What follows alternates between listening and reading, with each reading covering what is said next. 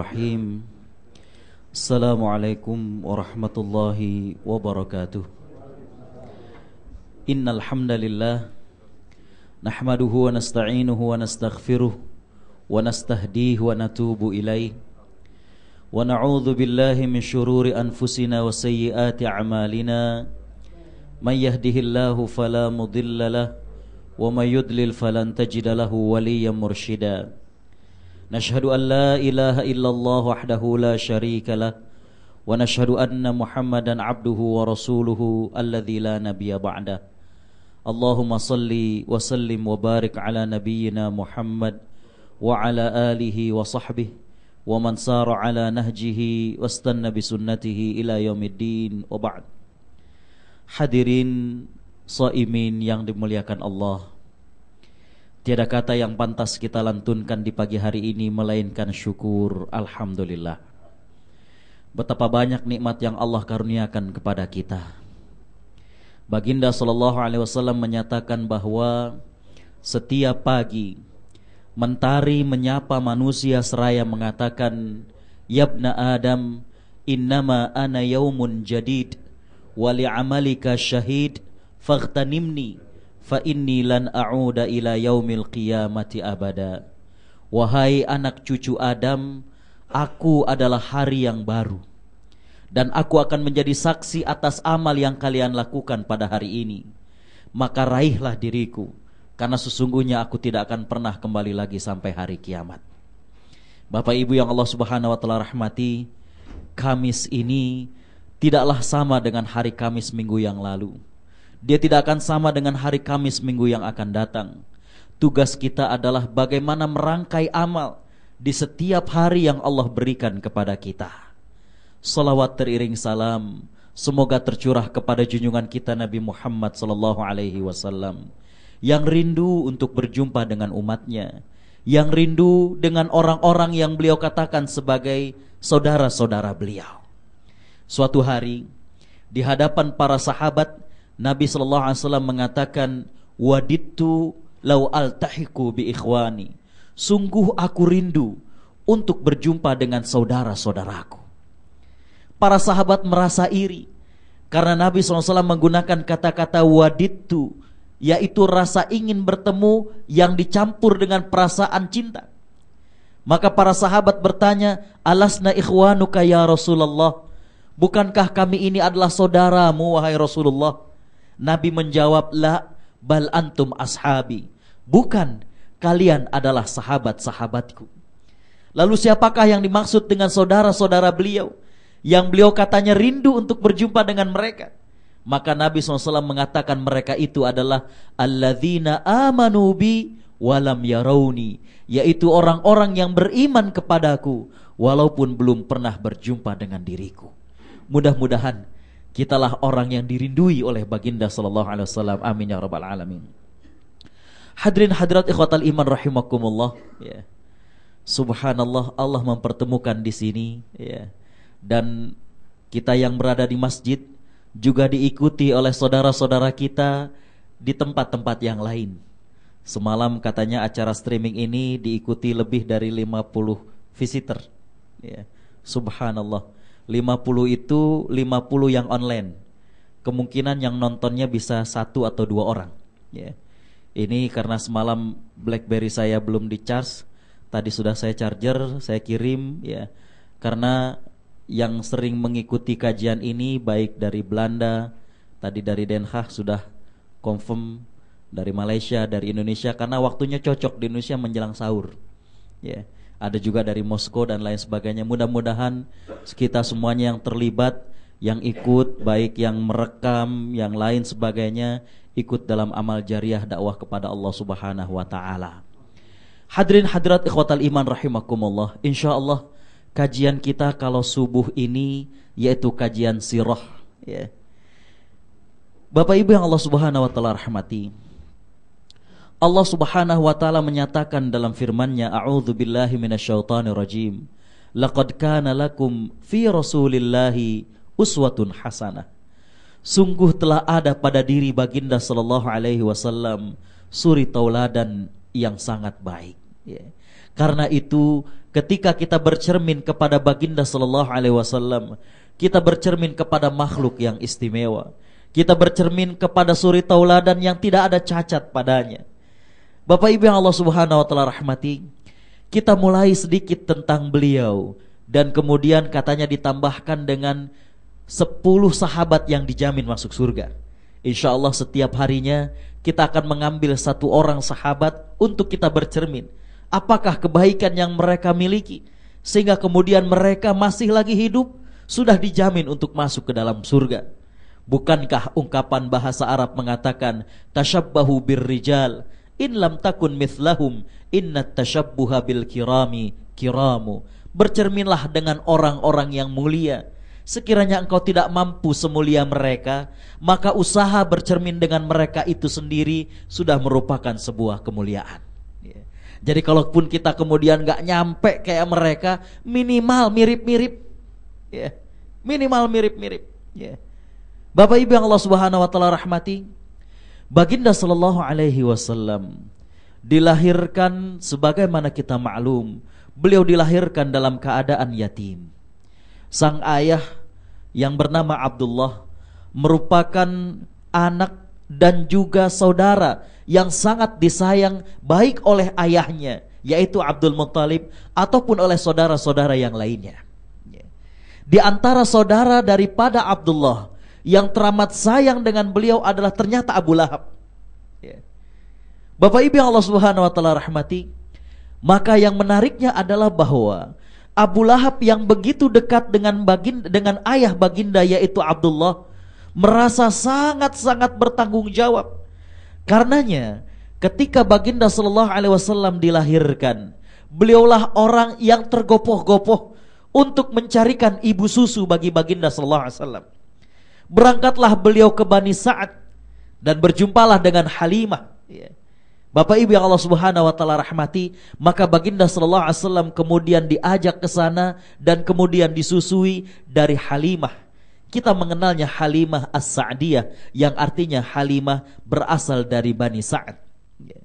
Merupakan suatu kebiasaan kalangan bangsa Quraisy, kalangan bangsa Arab perkotaan untuk kemudian menyusukan anaknya untuk orang-orang di daerah kampung. Tiada lain tiada bukan agar suasana kampung, kebersihan di daerah menjadikan sang anak tumbuh lebih baik. Bapak Ibu yang Allah Subhanahu wa taala rahmati, maka baginda sallallahu alaihi wasallam disusukan oleh Halimah. Yang menariknya adalah bahwa semua biaya untuk pembiayaan penyusuan baginda sallallahu alaihi wasallam ini semuanya dibayarkan oleh Abu Lahab.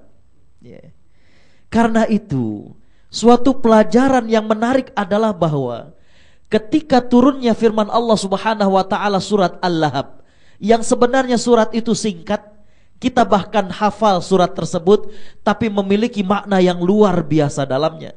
Ada konflik psikologis di sana. Di mana Bapak Ibu yang Allah Subhanahu wa taala rahmati, ketika baginda sallallahu alaihi wasallam kemudian diminta oleh Allah Subhanahu wa taala untuk berdakwah terang-terangan, maka baginda sallallahu alaihi wasallam mengumpulkan masyarakat Quraisy di Bukit Sofa. Kemudian Nabi SAW bertanya kepada mereka, lihat bagaimana kepandaian dan kecerdikan baginda sallallahu alaihi wasallam. Beliau tidak langsung mengatakan aku adalah Rasul yang Allah utus untuk kalian, tidak. Tapi Nabi kemudian mengikat mereka dengan suatu pertanyaan. Kalaulah aku sampaikan kepada kalian bahwa di belakang bukit ini ada sekumpulan pasukan yang akan menyerang kalian, apakah kalian akan mempercayaiku? Jadi Nabi bertanya dulu.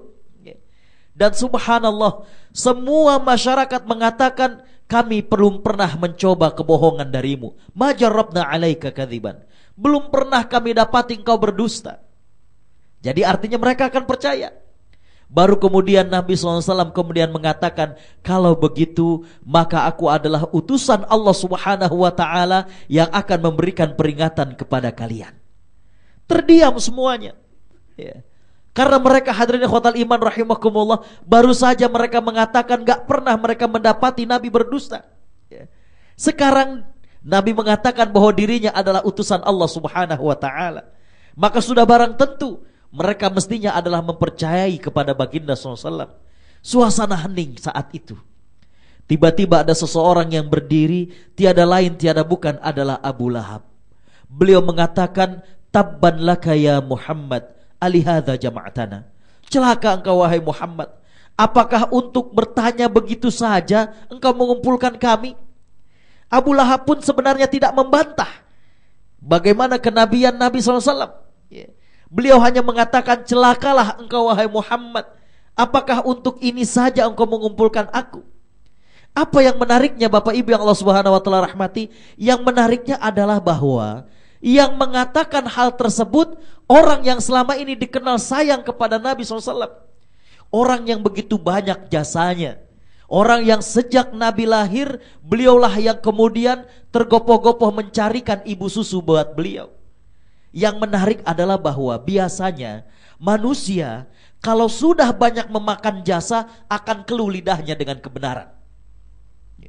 Orang kalau udah kemudian kebanyakan mendapatkan budi baik daripada orang lain, itu biasanya lidahnya itu keluh untuk ngomong yang benar.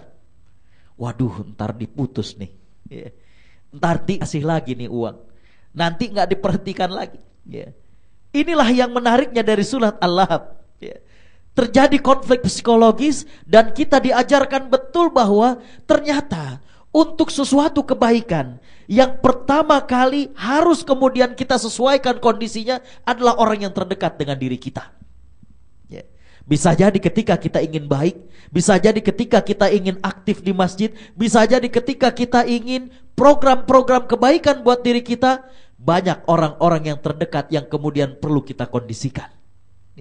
Apakah mungkin istri kita? Apakah mungkin suami kita? Apakah mungkin anak kita? Apakah mungkin ibu dan bapak kita? Yang terkadang konflik psikologis ini Bapak Ibu yang Allah Subhanahu wa taala rahmati, sesuatu yang berat. Disinilah baginda sallallahu alaihi wasallam kemudian diajarkan oleh Allah Subhanahu wa taala, di mana Allah menurunkan firman-Nya, tabbat yada abi lahabi wa tab ma aghna anhu maluhu wa ma kasab. Jadi Bapak Ibu yang Allah Subhanahu wa taala rahmati, baginda sallallahu alaihi wasallam terlahir dalam keadaan yatim. Dan beliau merupakan orang yang disayang baik oleh kakeknya maupun disayang oleh paman-pamannya. Bapak Ibu yang Allah Subhanahu wa taala rahmati, setelah baginda sallallahu alaihi wasallam terlahir, maka beliau disusukan oleh Halimah As-Sa'diyah. Saat itu Allah Subhanahu wa taala memberikan keberkahan kepada keluarga Halimah. Yang tadinya anak Halimah sendiri pada saat disusui oleh beliau sering menangis-nangis karena tidak keluar air susunya, karena cepat sekali habisnya air susu dari Halimah. Tapi Allah memberikan keberkahan. Ketika Nabi SAW disusukan oleh Halimah, maka tidak pernah terhenti air susu tersebut. Bahkan setelah menyusui Nabi, menyusui putranya, hadirin ikhwatal iman rahimakumullah, masih banyak air susu yang dibawa oleh Halimah. Allah memberikan keberkahan atas hal ini. Begitu juga dengan hewan-hewan yang dimiliki oleh Halimah dan juga keluarganya. Kambing yang dimiliki oleh mereka biasanya sukar mencari rumput, maka ketika baginda SAW berada dalam penitipan mereka, Allah mudahkan. Yang ternyata hewan-hewan dan kambing-kambing tetangga-tetangga lainnya tidak semudah itu mendapatkan rumput yang demikian. Bapak Ibu yang Allah Subhanahu wa taala rahmati, begitu juga dengan kambing tersebut ternyata memiliki susu yang kemudian dapat diperas dan diambil oleh keluarga Halimah. Allah memberikan banyak keberkahan dengan keberadaan baginda sallallahu alaihi wasallam. Hingga kemudian hadirin ikhwatal iman, dalam sebuah riwayat yang ini disahihkan oleh para ulama, datanglah malaikat pada saat baginda sallallahu alaihi wasallam sedang bermain-main. Dalam riwayatnya saat itu baginda sallallahu alaihi wasallam berumur 4 tahun. Maka kemudian Bapak Ibu yang Allah Subhanahu wa taala rahmati, saat itulah datang malaikat dan kemudian sebagaimana kita tahu dalam riwayatnya, dibedahlah dada baginda sallallahu alaihi wasallam. Kemudian dikeluarkan daripada hatinya dan kemudian dibasuh dalam sebuah bejana dengan menggunakan air Zam-Zam. Anak-anak yang saat itu menyaksikan kondisi tersebut berlarian ketakutan. Mereka mengadu kepada Halimah bahwa putra beliau, putra susuan beliau ternyata didatangi oleh seseorang dan dibelah dadanya. Ya. Bapak Ibu yang Allah Subhanahu wa taala rahmati, maka pada saat Halimah kemudian menghampiri baginda sallallahu alaihi wasallam, langsung baginda sallallahu alaihi wasallam diajak untuk menunggangi daripada kendaraan Halimah, dan mereka kemudian menuju ke rumah Khadijah. Saat itulah kemudian disampaikan kepada Khadijah, sungguh aku telah memenuhi seluruh amanah yang kau berikan kepadaku. Sekarang aku kembalikan putramu. Takut Halimah kalau ternyata terjadi apa-apa kepada baginda sallallahu alaihi wasallam. Maka Bapak Ibu yang Allah Subhanahu wa taala rahmati, kembalilah beliau ke pangkuan ibundanya Aminah. Sampai kemudian beliau berusia 6 tahun, ya. Dalam riwayat Bapak Ibu yang Allah Subhanahu wa taala rahmati, pada saat sang ibunda menjenguk dan juga menziarahi daripada makam ayahnya, dalam riwayat yang lain pergi ke suatu kota yang lain, di perjalanan inilah wafat Aminah. Maka hadirin ikhwatal iman rahimakumullah, dalam usia 6 tahun baginda sallallahu alaihi wasallam sudah menjadi yatim dan piatu. Tiada memiliki ayah dan tiada memiliki ibu. Kemudian beliau diangkat dan beliau dididik oleh Abdul Muttalib, seorang kakek yang sangat cinta kepada baginda sallallahu alaihi wasallam. Bahkan dalam riwayatnya, Abdul Muttalib lah yang memberikan nama kepada baginda sallallahu alaihi wasallam dengan nama Ahmad. Biasanya nama-nama yang sebelumnya memiliki makna yang lain, tapi Abdul Muttalib menginginkan bahwa cucunya ini nanti menjadi orang yang dipuji, menjadi orang yang dihormati, menjadi orang yang disenangi. Itulah kemudian dinamakan cucunya dengan Ahmad, ya. Ahmad dan Muhammad memiliki makna yang sama, ya. Bapak Ibu yang Allah Subhanahu wa taala rahmati, maka hiduplah beliau bersama sang kakek. Sang kakek terkenal sayang kepada beliau, sampai-sampai Abdul Muttalib memiliki ada seperti permadani yang tidak berani anak dan cucu lainnya untuk duduk di situ, melainkan baginda sallallahu alaihi wasallam. Bahkan dalam riwayatnya, saking sayangnya Abdul Muttalib, sampai-sampai beliau biasa menyisihkan makanan yang terbaik untuk baginda sallallahu alaihi wasallam. Subhanallah, ini menunjukkan betapa baginda sallallahu alaihi wasallam sejak kecil sudah mendapatkan perhatian daripada kakeknya, sudah mendapatkan perhatian daripada orang-orang yang lainnya. Sayangnya Bapak Ibu yang Allah Subhanahu wa taala rahmati, wafatlah Abdul Muttalib pada saat baginda sallallahu alaihi wasallam masih berumur 8 tahun. Ya. Setelah itu kemudian beliau diurus oleh pamannya, yaitu Abu Thalib. Kalau kita melihat siapakah Abu Thalib, maka kita mendapatkan bahwa Abu Thalib sebenarnya Bapak Ibu yang Allah Subhanahu wa taala rahmati adalah orang yang banyak anaknya. Ya. Orang yang banyak anaknya dan juga tidak seberapa kaya dibandingkan daripada paman-paman baginda sallallahu alaihi wasallam yang lainnya. Tapi hadirin ikhwatal iman rahimakumullah, dipilihnya Abu Thalib karena Abu Thalib merupakan orang yang penyabar, ya. Inilah yang kemudian memiliki suatu karakter yang baik pada saat mendidik anak, ya. Kesabaran inilah yang ditunjukkan oleh Abu Thalib kepada baginda sallallahu alaihi wasallam, ya. Sedikit keluar dari topik tentang sirah dan bagaimana kesabaran. Saya sekitar 2 bulan yang lalu membaca sebuah biografi dari seorang ulama, ya. Beliau cerita bahwa ibunya adalah seorang yang sangat penyabar, ya. Dia cerita bahwa ibunya suatu hari mengundang tetangga dan kawan-kawannya untuk makan malam di rumahnya, ya. Biasanya ibu-ibu kalau ngundang makan malam itu sibuk, ya. Dari pagi dia udah masak, ya. Subhanallah, ya. Pas udah sore, makanan udah siap, tinggal dia menunggu tetamu datang, tetangga dan juga saudaranya. Tiba-tiba anaknya yang dari luar, habis bermain dari luar, dia ambil tanah dan dia taburkan di makanan yang udah dia masak dari pagi. Subhanallah, kalau kira-kira kita jadi kayak begitu, apa yang kita lakukan? Gemesnya luar biasa, ya. Ibu kita juga, ya, mungkin kalau nggak diituin tangan begini, gitu ya. Kalau begini saja baru merah, tapi kalau udah begini biru, ya.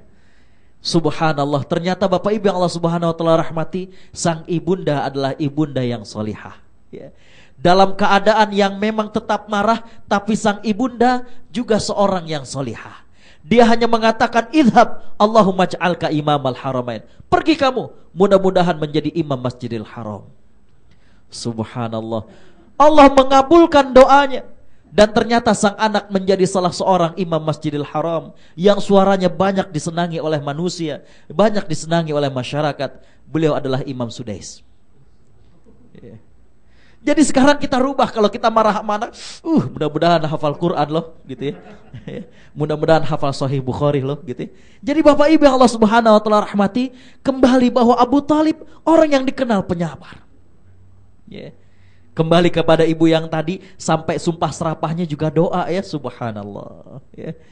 Bapak Ibu yang Allah Subhanahu wa taala rahmati, ya, kembali dipilihnya Abu Talib padahal masih banyak pamannya yang lain, ya. Dan juga Abu Talib bukan orang yang kaya. Abu Talib anaknya banyak, tapi bagaimana persabaran Abu Talib kepada baginda sallallahu alaihi wasallam. Dan inilah yang sebetulnya diperlukan oleh anak-anak kita. Inilah yang diperlukan ketika kita mendidik cucu-cucu kita, ya. Kembali Bapak Ibu yang Allah Subhanahu wa taala rahmati, maka baginda sallallahu alaihi wasallam berada dalam didikan Abu Talib, berada dalam pemeliharaan Abu Talib, Bapak Ibu yang Allah Subhanahu wa taala rahmati, sampai kemudian kita menyaksikan baginda sallallahu alaihi wasallam kemudian menikah. Inilah sekelumit tentang keadaan baginda sallallahu alaihi wasallam. Masa kecil beliau adalah masa kecil yang sangat luar biasa. Masa kecil yang menunjukkan bagaimana kemandirian beliau. Ya. Diriwayatkan ketika beliau berada dalam pemeliharaan Abu Talib pada usia-usia masih sangat-sangat kecil, baginda sallallahu alaihi wasallam diriwayatkan sudah mengembalakan kambing milik orang-orang Mekah. Kalau saya pernah mengisi materi tentang bagaimanakah jiwa entrepreneurship dalam diri Nabi SAW, maka hadirin ikhwatal iman rahimakumullah, sudah dimulai sejak Nabi masih kecil lagi.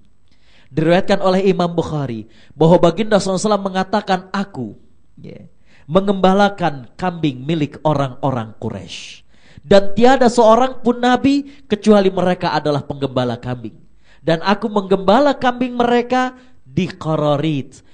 Para ahli hadis mengatakan kata-kata Qararit bisa mengandung dua makna.